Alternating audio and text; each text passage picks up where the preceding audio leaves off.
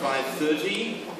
In good German tradition, you can put your watches correct. It's 5:30 right now. I'm glad to see you all here, so active, and in name of Mr. Pilat from OECD and myself, we welcome you. We're having an exciting few moments together. Actually, you can decide to stick around for 2 hours, and if you feel like going earlier, don't feel that you have to stick till the end. This is not a prison. This is an opportunity to engage into dialogue. My name is Gunter Pauli. I am the co-chair, as mentioned.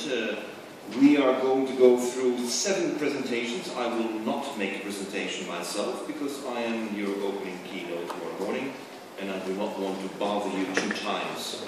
Although I think I could entertain you with different arguments, I think it's much more important to listen to the others. My main task here is to try to keep the time right, to set the stage for this session. And it is very important to give you a little bit background of myself. I run since 1994, thanks to a cooperation with the Japanese government and the United Nations University, I created a network of 3,000 scientists. It's called the ZERI Network, Zero Emissions Research and Initiatives. We are a nuisance because we say the minimum is 0 emissions, and from there on you improve. As you can imagine, some industries don't think this is realistic, that this is a pipe dream, and that I belong to the people who promote fantasies. On the other hand, though, I run an organization called the BioEconomy. We have 200 projects implemented, $4 billion invested, and 3 million jobs generated. So as a result, we kind of combine the fantasy world of the science with a lot of creative inputs, with the very practical implementation, mit Sturm und Drang. We think it has to go fast and it has to go immediate because we don't have a lot of time to waste. We should apply the same logic here. Basically, the thinking of our organization is that we have to change the business model. We have to change the business model because today we are in a world where we think that through economies of scale, through standardization, through massification, we will always be able to cut marginal costs and produce cheaper and cheaper. That is the ongoing business model. What I am promoting through our research and through our implementations is that we need to focus, instead of cutting costs, we have to focus on generating more value. And the generation of value, we believe, is a regenerative value, not only a value in financial terms, it also means we need to regenerate the ecosystems that are our life support systems on which we depend. It is in that context of generating a new business model that we believe there should be new rules of the game on the market. And of course then you enter the sphere of regulations or re-regulations or deregulations. But we are very keen on this approach to identify the new rules of the game of engaging into this global sphere, where our priority is not genetics, where our priority is responding to people's needs. And with that being said, and the last people coming in here, I would like to transfer the floor to my colleague because you know, you're part of a think tank. I would say OECD is an elevated think tank, is a policy think tank, and Mr. Pilat, he is engaged in the research and the education policy. And I would like him to do the more formal introduction than my combative words. Thank you.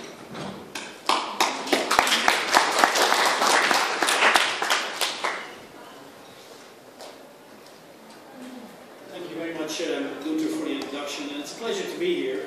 I would say probably that in some ways we are a pretty combative organization as well, because we think we need to change policies in many different ways. I won't talk too much about the bioeconomy as such, because I think we will hear a lot of the next presentations will really be about that. I just want to talk a little bit about why new business models are important, why we need to probably change some of our thinking in that context, and I also want to show how some of the policies we have in place in some of these areas are still stacked up against what we're trying to achieve in this area. I mean, we're doing a lot of work. My Secretary General actually calls us more of a do tank now. We still have a bit of a think tank reputation, but we're really also increasingly trying to change policies in different countries. Now, the really is, I want to say something about why new business models matter. And Gunter actually talked about jobs. And the interesting thing in what we've tried to do with the OECD is basically, where do jobs come from? Well, the interesting thing is jobs come from new firms, come from new business models. They come from new things. So that's why I think thinking about new business models, thinking about where some of these things are coming from is extremely important. And this is basically just looking through the crisis, where jobs have come from. The interesting thing is that even in the midst of the crisis in 2008, 2009, new firms were still creating jobs. So I think it's important to think about these firms because this is where a lot of our new jobs, where a lot of the new value is coming from. The other reason why new business models matter, because this is where a lot of the new, more radical innovations often come from, where a lot of the new ideas come from. We know that large firms are important, but new firms are very important as well, and this is basically just looking at where does patenting happen. I seem to have something automatic going on in my presentation. But new firms are very important in terms of driving innovations, generating new jobs, and so on. The problem, however, we see in a lot of our work is that new firms don't scale very well. They don't grow very well because there are often barriers still which make it hard for these firms to grow in different countries. And what we did here, what this slide shows, is basically the size of a startup firm, an average startup firm in different countries, and the size of a larger firm. And the interesting thing is what we found here is basically in some countries firms hardly scale after they started up. So if you look at Italy and Japan, completely on the right-hand side, very little scaling going on, which basically means that firms really don't scale. And of course, if you want innovations to grow, they need to scale. They need to reach a certain size that they can have an impact in the market. And that doesn't happen in some countries. And just to end this part of my introduction is basically say we need to think about the policies that enable that experimentation, that growth of new firms to happen. And we still have a lot of our policies are stacked up against these firms. We still often favor incumbents. We favor existing business models. We favor existing firms. And that really is a big issue in this. So that's one thing I think we need to think about in terms of policies. The second thing I wanted to say something about is basically how some of our existing policies are really trying to move towards bioeconomy, and particularly also to a low-carbon economy. We know we have a number of policies currently in place which are helping us to try and move towards climate change, to really address climate change. And next week, COP21 will hopefully address some of these issues. But we also see that still a lot of the policies we have in place right now have been built there because they have fossil fuels in mind. And we see that in many of our areas. So what we did in this work, which the OECD put out in July, was really to try and see how different policy areas are really trying to achieve a low-carbon economy. Now, one of the best examples of this is basically looking at the support for different things.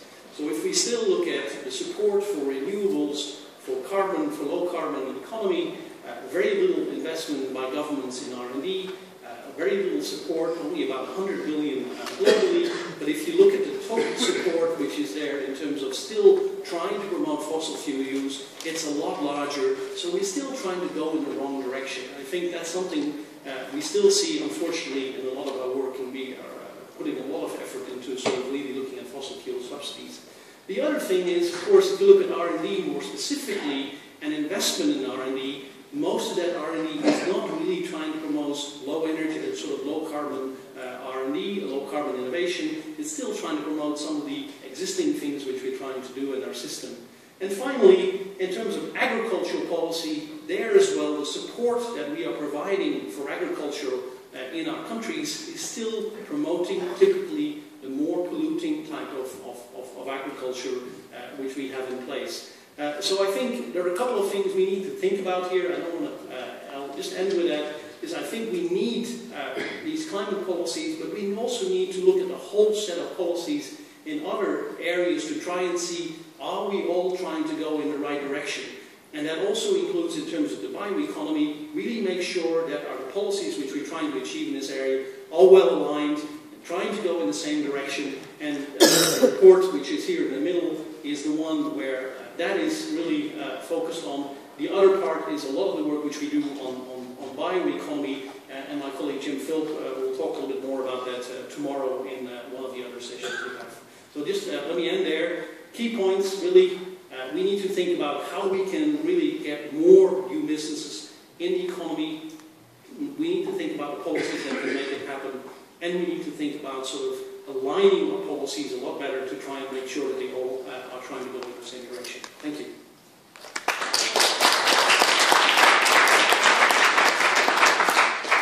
May I just ask Angela Crock to kind of get ready and do the small little shifts in the presentation. I'm sorry to disturb the exchange there.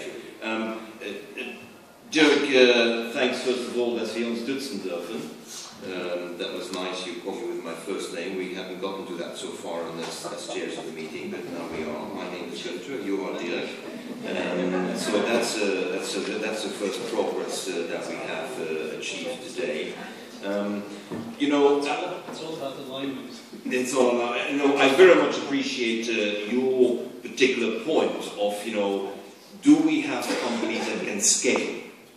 And sometimes we don't have to look for the scale, but we have to look for the scope. The important thing is, for example, we have today across Africa 3,000 mushroom farms that grow mushrooms and waste of coffee and use the waste of the mushrooms to feed the chickens. Now, you don't want to do that in big scale. You want to be able to reach 3,000 villages and do that 3,000 times small time. And so I think this is again part of the discussion. Can we have policy options that don't force us to look at the big scale and the big size in one operation? Do we see business opportunities to have hundreds or thousands of smaller of them without turning it into a franchise operation as if it were McDonald's? Right? Angela, are you ready? Thank you. I would put it to you that in addition to new business models, we also need to think about research and to have even some new research models. So I want to throw the light back really on some of the sources of innovation and what we're trying to do to bring more innovation to research institutes, particularly in my area, which is in agriculture. So as we've heard, and I'm sure you all know, sufficient health, safe food and sustainable agriculture is high in the bioeconomy targets, and we've heard a lot about those today. But if you look where investment is going into most bioeconomy clusters at the moment, although there are some activities in the agricultural sector, for example to do with food waste and food processing and some agricultural initiatives, the bulk of investments are not going really into agriculture yet. Most of the bioeconomy clusters, these are just some examples in Europe, centre around manufacturing, chemicals, biomedicine, biorefining, for example. And I think there are probably four really main things we need to think about to try to get the agricultural sector to really embrace the bioeconomy more. The first big challenge is the complexity of agri-food production, and we've heard this referred to several times, including by Jeff Sachs. Agriculture is inherently complex. It has to deal with multiple environments, multiple climates, and very complex chains of people involved. You can't control it in the same way as you could control some other systems. So we need to worry about that and think about new ways of working. But we've already heard about some of that during the meeting. The other big issue is conflicting demands on land use. Food versus biofuels or energy, farming versus biodiversity, the input of water into the agricultural system. Again, these are all things we've heard about today. But if you really want to motivate the agricultural sector, these are areas that we're going to have to hit on and really try to work through and find solutions in. The third are regulatory hurdles. So if you think about one innovation, GM crops were probably the biggest innovation that came in agriculture. In the United States, the increase in hectareage shows the biggest uptake of an innovation anywhere. And yet regulations and restrictions on where it can be grown mean that large parts of the world are not using this innovation. There is a big debate, I think, about, and we've heard some of it today, who should benefit from this innovation? You know, who will have the appropriation of the benefits? How will we deal with that? And what is the role of industries? Again, a very complex area, but it's not the one I want to focus on. The one I haven't heard very much about is the pressures on research scientists and research organizations. A research scientist is primarily promoted on their papers. We always talk, we need excellent papers in Nature, we need papers, you know, if you don't have papers, you're not doing well, and your institution isn't doing well. Also grants. So the time you spend outside doing knowledge exchange, meeting with people, that doesn't help your promotion case. Similarly, agricultural research institutions, they continually struggle to manage this balance against expectations from government and funding sponsors.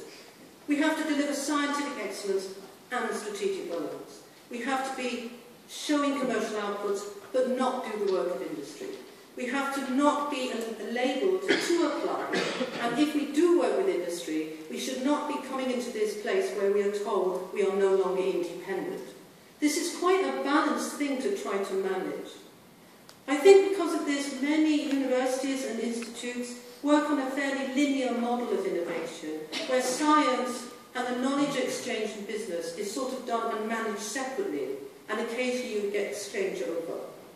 Actually, institutions like ours are being propelled more to be provision of knowledge, and then the knowledge, some of that buds off and goes into knowledge exchange. Again, big emphasis on how you change in the science frontiers. That's the sort of expectation placed upon us in our appraisal reviews. So I think when you look ahead, there are some really fundamental questions which are from the research side and the research models. I think research funders and governments need to think about promoting staff on the basis of entrepreneurism as well as scientific excellence. Help build entrepreneurial capability, for example, through prizes or challenges aimed at universities. And I know that some of these things are going on. I just would like to see more of them. And provide training in entrepreneurs for students, postdocs, and even senior staff, so they understand how to take this on board fully. I think organizations need to be creative outside their normal box by working with broader partners than just their own science areas. They need to provide reward systems to motivate individuals in their organizations to excel in terms of innovation and entrepreneurism, such as bonus pay, recognition of what they've achieved, prizes, for example. And I think they need to think about more flexible, innovative models. This is what we've done at Rothamsted. So we are now going to change completely how we work by taking on a new way of working. In this way of working, it looks relatively simple in a way. We invest in our basic science and our key technologies. When we work, we integrate our science into integrated themes. And of course, we have high-impact products. Those are our stars. Those are our high-impact papers in Nature and Science. We always have to have that. But what will be radically different is that when we actually start to think about programs, at the inception of those programs, we will start already to work with business and the commercial people in our institution.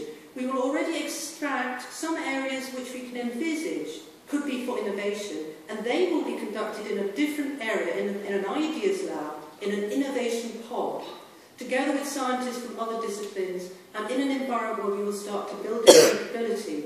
And because that capability will build, we imagine new innovations will appear in that space.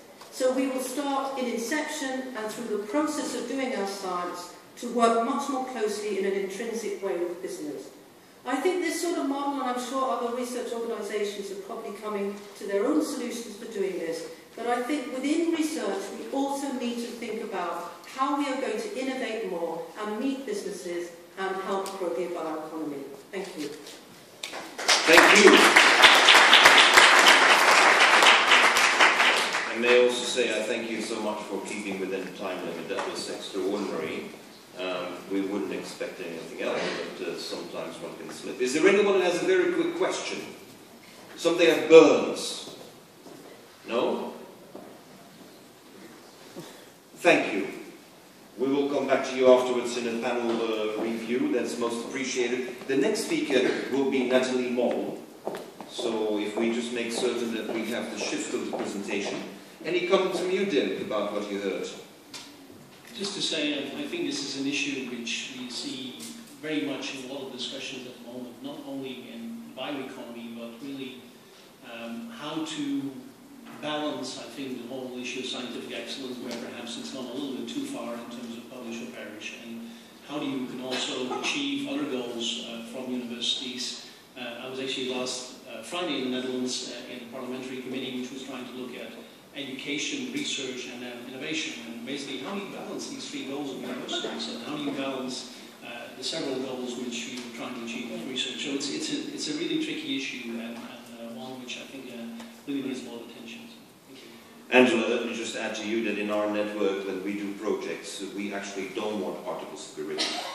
We've told them very clearly, we don't need Nature magazine, we don't need Science, we don't want to go through the peer group review, but what we do want the scientists to do is to support the extraordinary, out-of-the-box students who want to do a PhD thesis on things that the science would never agree with.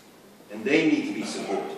So we have turned the responsibility of the writing to the side, and we put central the requirement to support the out-of-the-box PhD students. And I think their publications will then be the reflection of not one or two professors, but really an experience in the field.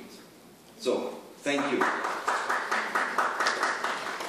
Thank you very much. Now, I see people standing there. Unless you want to escape later outside, you can stay there. But otherwise, you can feel the first row. There's still some seats available. Really, Natalie Moll, thank you so much. I know that you have to take a flight, and therefore we're delighted you're here from the European Association of Bioindustries. And, you know, we're a member of your organization. That's correct, yes.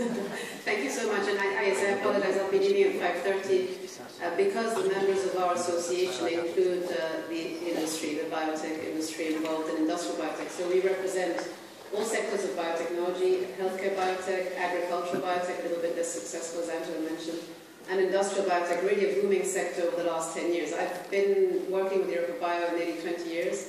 And I have to say, over the last 10 years, this is really an industry that has taken off, and that wasn't there when I started. You were talking about new rules of the game, thinking out of the box, rethinking of a new model. And I have to say, seeing the three sectors as I do in Europa Bio, the biotech, the industrial biotech sector that serves the bioeconomy does have a different model, completely different model. If I look at the pharma model, it's quite simple. Basically, big companies buy small companies and big companies merge together. I mean, this is how it works. I see much more collaboration in the industrial biotech area. So this is really, for me, the name of the game is collaboration. And Angela, you were mentioning how the collaboration already happens at the research level, but really even going up the chain, and that's what's so interesting for me. So from the research, but also from the agriculture all the way up to the industry and the end producer. So what I was asked to present today is one of the models, one of the new models, that business models, which are public-private partnerships. We have just inaugurated one last year, as John Bell mentioned in the plenary just now, for quite a lot of money. So I'll take you through that. I know tomorrow morning there's a workshop that is specific, and you can actually ask questions on how it works and how it doesn't work. But I just want to give you a picture of the kind of things that we need to make the bioeconomy happen. Because, of course, it does serve society's grand challenges, but lots of other things already serve it. So it's really a replacement of an existing economy. When you replace something with something slightly more expensive, it doesn't happen overnight. It needs support in different ways. You need to think differently. And one of the ways to think differently is indeed to consider public-private partnerships. So pooling money, expertise together, but not only public-private partnership of one sector, but public-private partnerships along the value chain. Because the bioeconomy really goes from the farmers and the researchers all the way to the end products with all the steps in between. It's nothing like any other sector I've ever worked with, so it's very interesting to me. So just what I wanted to take you through is what is the bio-based industries joint undertaking. That's a mouthful. We call it BBI in Brussels. We don't spend that much time. How does it work? How is it implemented? What are the current calls going on? John mentioned there's still one open. I'll just say a word about that, and then where you can find more information about that in particular. So if we start with the what and why, as I mentioned, it's a public-private partnership supporting research and innovation for bio-based industries. but it goes further than your classical research grants that you get at the European level. Research grants at European level tend to be very far away from market. This is the bridge, the famous bridge for that valley of death, which is a terrible term, between research and the end product, if you like. And the partners are the European Commission on one side, and then the Bio-Based Industries Consortium, and I'll show you how it's structured on the other side, with a very, very sizable budget. It's probably one of the biggest budgets for a public-private partnership at European level. Just to give you an idea, the Innovative Medicines Initiative, which is the very first public-private partnership the Commission ever had, was 2 billion euros. So really this is double. And 75% comes from industry in terms of kind. So here you have, what does it look like? How is it structured? So you have, on the one side, the industry, but it's not only industry. That's what's interesting to me. In this Bio-Based Industries Consortium, you have 77 members. And yes, Novo Nordisk, for example, is also a member, but you have farmers in there, you have KLM, you have Unilever, DSM, DuPont, Cargill, Proceed, very, very different partners. So you have the whole chain is partnering, putting money in together for the overall good, because what this partnership does is then put calls out that other people can respond to. So it's not only the 77 members of the public-private partnership who can get the money back, if you like, as an investment, but also anybody else. So it's really, as you said, a different way of thinking, collaborating to create value, not necessarily for ourselves. So I really like the model. And the European Commission is the other very big partner in this. Why did we have why did we consider this? Because we needed to bring together all these very different stakeholders that are part of the bioeconomy, because you cannot have the bioeconomy without the farmers, you cannot have the bioeconomy without the forests, without those who want chemicals and who produce chemicals, without the industries that then have the end products, without the industrial biotech industry. So we had to have all of that, but we had to connect it to the policy makers, because it's such a transversal issue. Very hard for policymakers to coordinate among themselves. It's easy if it's an environmental issue, you speak to DG Environment and they set out the rules and it works. But here you have environment, agriculture, research, to a certain extent trade as well, and industry. They all need to speak the same talk and walk the same talk as well. The purpose of the projects, of course, is to create new jobs, especially in rural regions. This is a fantastic sector because you are giving jobs to people in rural regions. I don't think there's any other industry, apart from the farming industry per se, that does that. And also coastal regions, regions who generally don't attract employment.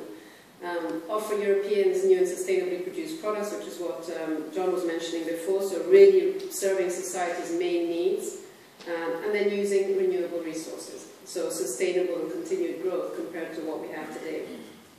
How do we do that? Well, it's a very structured organization. It's interesting to see it because 3 years ago when we sat around the table with a few of us in the Commission, we didn't know if we would manage, to be honest. We had somebody presenting the medicines one that had been around for 5 years, and it looked very daunting to us because here we were 10, 12 sectors sitting around the table thinking, how are we going to get on? Are we going to manage? We're going to put the money in? Who gets it in the end? But now we've come to really something very structured. So there are value chains. As you can see here, I'm not going to go through all of them, but they really touch on all the resources that you would use to then build a bioeconomy on that. And around those, then you have the calls for proposal. So basically, the BBI develops the calls, agrees on the calls, and then puts them out there. With these calls, people can apply for and get a substantial amount of money. And I know tomorrow morning you'll go into more detail there. So what are the general rules? Very similar to the framework program research rules around the new framework program called Horizon 2020, and 3 types of actions. So here we spelled the acronyms out. So you have the CSAs, the coordination support actions, research and innovation actions, so more towards the research side, and then more towards the market, the demonstration and innovation actions and flagship. So really, we're going beyond your classical research funding, really trying to bridge that gap. Which are the ones that are open now? Well, one is just closed, sorry, in September. The first one, the flagship call, and you can see 100 million were attributed to that one. And now we have 19 topics open until next week, as John mentioned, and it's around these demonstrations, so these closer to the market calls for proposal. This is what it looks like when it's coded, but as I said, I think tomorrow morning you'll go into more detail in terms of how you can apply, and it's open to everybody, as not just European, which is, I think, of great value, just like a conference like today is. Examples of the calls for topic, here you have conversion of lignine-rich streams by refineries, practices increasing effectiveness of forest management, organic acids from municipal solid waste, communication and awareness. So you have all the levels, not just the typical research or industrial levels, but the very important communication as well. Because in the bio-based, I think, space especially, more than in GM, more than in healthcare, there is a complete lack of knowledge about what we're talking about. I mean, nobody knows that plastic comes from crude oil. People don't generally know that. So that there's a problem with that is not clear. And you're coming with a replacement from plants, so what? So the level of sharing of information, the need is huge, I think, in the bio-based space, and will be one of the reasons we will succeed or not succeed in making it happen. So my last slide, because I know I have little time, is just where can you find more information. I think the slides will be available at some point, but the website of the BBI is quite well organized, and there are always people. There's an office, as I mentioned before, with an executive director, so there's a go-to point where you can find out more. And as I said, anybody can join also as a member of the BBI. It's not a closed group, and you can apply for grants as well, which is also quite open. So I think it's a really great opportunity, and it should be repeated. This is a European one. There's no reason why you shouldn't have BBIs at national level or a global level. Really, there's nothing stopping you from considering this as a model that is successful. You're putting together policy and the whole chain to contribute to the greater good of everybody. And I think, don't limit it just to one region. Think where it can be replicated, maybe not in the exact same structure, but with the same kind of concept of public-private partnership. Thank you very much. Thank you. Since Mrs. Moll has to leave, I really want to encourage, if you have any questions, you ask her now, because otherwise you've lost your opportunity. Dirk. Sorry. Just one question. I mean, I'm a little bit familiar with the IMI, and I think they've done some really good work. And so I was wondering a little bit, how are you going to measure how successful you're going to be? I mean, are you looking into that in terms of really getting a handle on the impact that you're going to have? Yeah, I think the ones who are looking most are the European Commission, because differently from IMI, IMI is between an association and the Commission, and very similar actors. I mean, although it's a pharma industry, they're big and small, but they're not all in one group. Here, suddenly you have a chain. And so, you know, who gets the money, who applies, is it only the ones who put the money in? I think there's a lot of attention, I don't see John in the room, but there's a lot of attention from the Commission on us to make sure that the calls that we produce are actually open to everybody and that they move the needle in terms of bioeconomy. So I don't know what the exact measurements are, but I'm pretty sure there are quite a few. We have a question on the first row. Could you please identify yourself first, if it's possible? Oh, yes. My name is Harala Bazorbas. I come from Bavaria, and I'm the managing director of a network organization. Okay, can you hear me now better? Introduction to a very small question. Is it true that the value chain number 5 is going to change from the integrated stuff to algae? According to my information? I don't know. I have to admit that that's a question that I don't know how to answer. This comes from the Western Group. Okay, it could very well be true. And I know tomorrow morning at 11:30 there's a session from the Commission on this. So if I could suggest you, yeah, I mean, we were, as Europa Bio, integral in making the BBI happen, but as you saw, we're not members because we're not a company. So we're on the governing board, but I wasn't aware of this. Yeah. Let's sit down. Okay, thank you. Any other questions? Just again, the people standing there in the back, you know, please come forward. There's seats in the front. Eh? Don't feel like we're going to put you in a parade. This is not a fashion show. Okay? What I think is very important, what you mentioned, and what I very much appreciate, Nathalie Moll, is the whole issue of the value chain. Now, you're doing more the clustering of the value chain, and you bring different partners together. I didn't identify myself completely at the opening. I'm also the chairman of Novamont. Novamont is one of the larger companies in the world on producing bioplastics that don't compete with food. what is very important for us is exactly the vertical integration. We believe that we will only be able to compete heads-on with petrochemistry if we are able to do a vertical integration. We need to come from the farmer and share with the farmer all the way up to the industrial customer. What is your view on being a vertical integration, or you see the clustering of it? No, I think it's really, again, a question of communication. I think we're getting a lot of support now from farmers who are realizing the additional income that they can create from the bio-based economy. The difficulty is moving the needle at the policy level where, for example, the cap at European level doesn't only serve the food world, but also serves the non-food world. The circular economy didn't really include the bioeconomy, how to include it into the circular economy. So it's really, and the policy shift is only to enable a movement which is already happening. But if you don't then get rewarded for what you do, you stop. So I think you need to have that communication and the integration of both things, yeah. It's very important to clarify. In Novermont we have one cooperative in Italy established with 602 farmers. The farmers supply all the waste they cannot flow back into the land. We convert it into 3 different chemicals, including ingredients for polymers and lubricants, and we share 50-50 the profits made on these facilities. So that kind of integration of the value chain from the farmers up, who normally cannot participate at an industrial scale, gives us an opportunity to create those kind of integrated value chains, and well, we think it's one of the ways to go. Go back to the cooperatives the farmers used to work in. Thank you.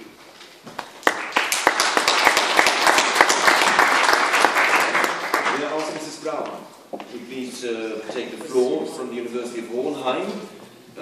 She will be addressing more specifically transfer knowledge between SMEs and give us some examples on how to resolve that. Yeah? Any comments from you, Dirk, in the meantime? Fantastic. Yeah. So, thank you very much for this nice introduction. Welcome to my presentation. My name is Gunter Pauli. I'm coming from Hohenheim University in Germany. Hohenheim is a part of Stuttgart, a big city in the southwest area of Germany. Our university has quite some tradition in all kinds of research topics related to it. We started with agriculture, and through the years we got all kinds of additional research related to food, feed production, alternative fuels and materials. So, since some months we have a research center for bioeconomy, and I'm the managing director of this research center for bioeconomy. We are involved in all kinds of international projects related to all kinds of aspects related to bioeconomy. And of course, the definition of bioeconomy can be very broad, depending on the country, on the area. So in Hohenheim, it's very much also related to our activities, which are on food, feed, alternative fuel, and material production. We are involved in several projects and we are writing new applications all the time. I'm talking today about one of our projects. I'm the coordinator of this project, and this project is about innovation and know-how transfer in the food sector. And of course, in all projects we cannot cover everything, so in this project we decided to focus on fruit, vegetables, grain, fish from agriculture, olives and sweet fruits. And mushrooms, yes. And just to mention, you know, right from the beginning we knew that 2 projects will be funded, and we have a sister project which is working on meat and dairy products. Those 2 projects are parallel, so we exchange information and best practice all the time.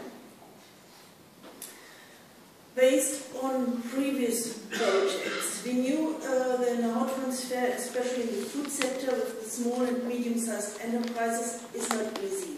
And so based on our experiences, we decided to use the so-called mediators in between the SMEs, the small companies, and the research institutions. Because especially in rural areas, quite often companies don't speak enough English, and that's why also from the language point of view, really to reach small companies, you must talk to them in the local language, and you also must have an understanding of their background, of their needs, to really reach them.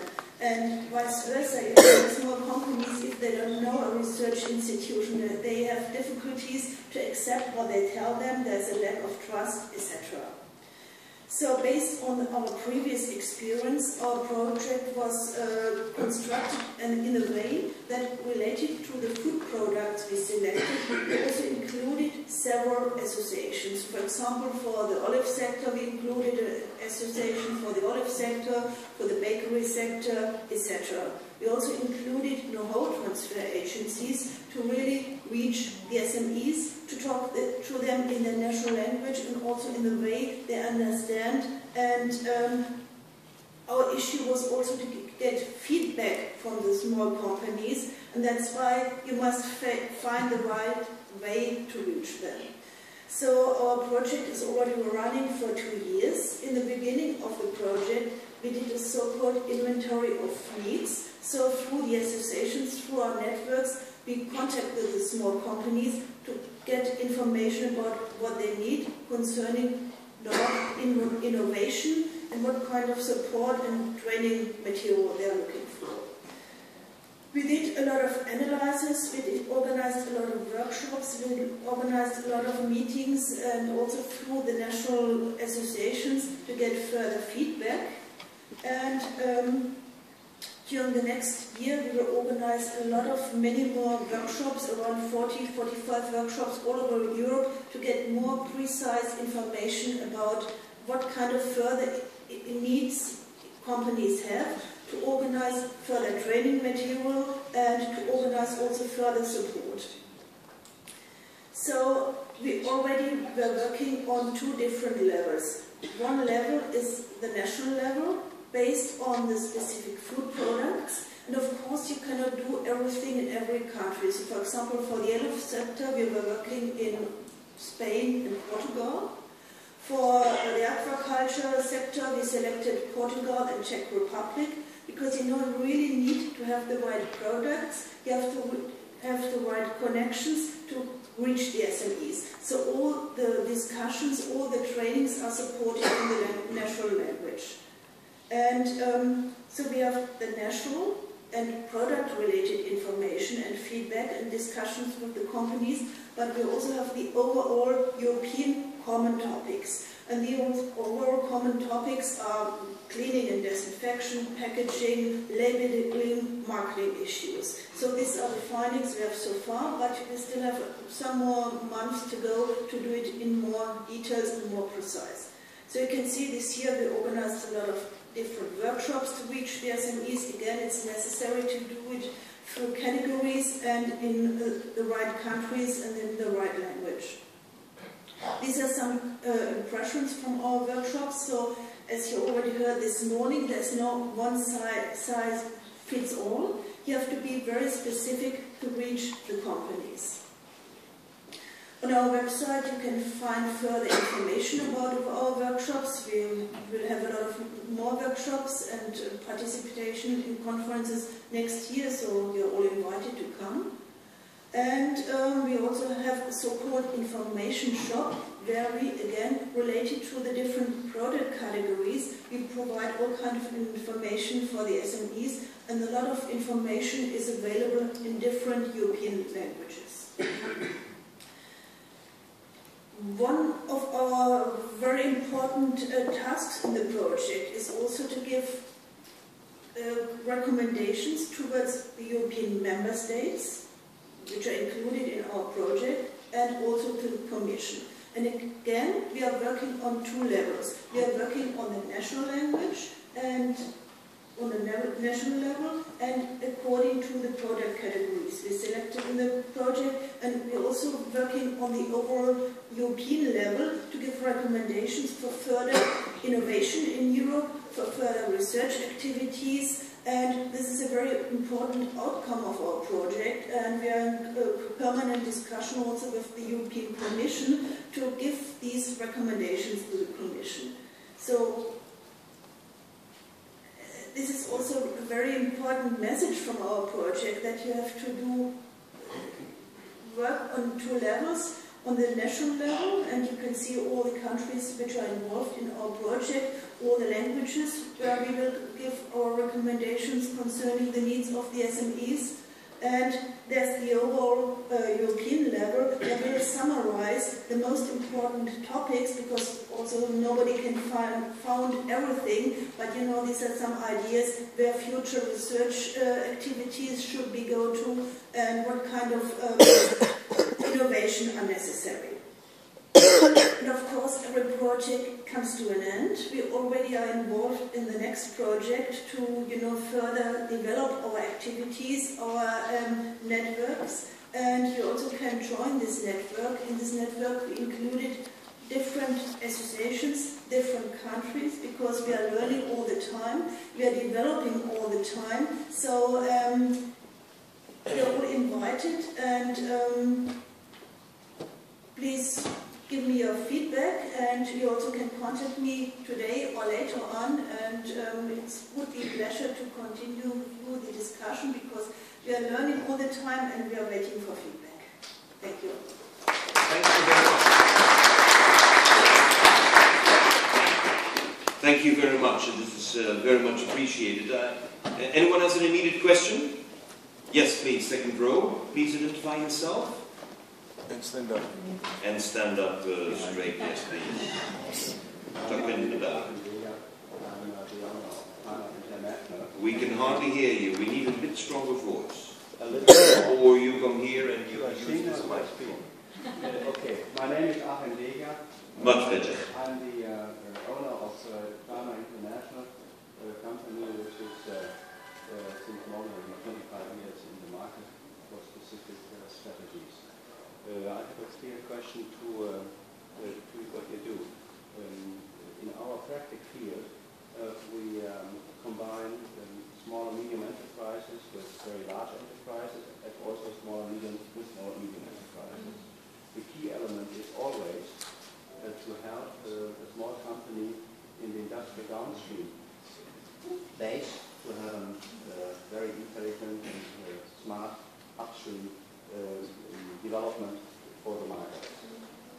And what you said is everything is wonderful. I come from Tübingen, southern Germany, so we are very close and I know how good you are. What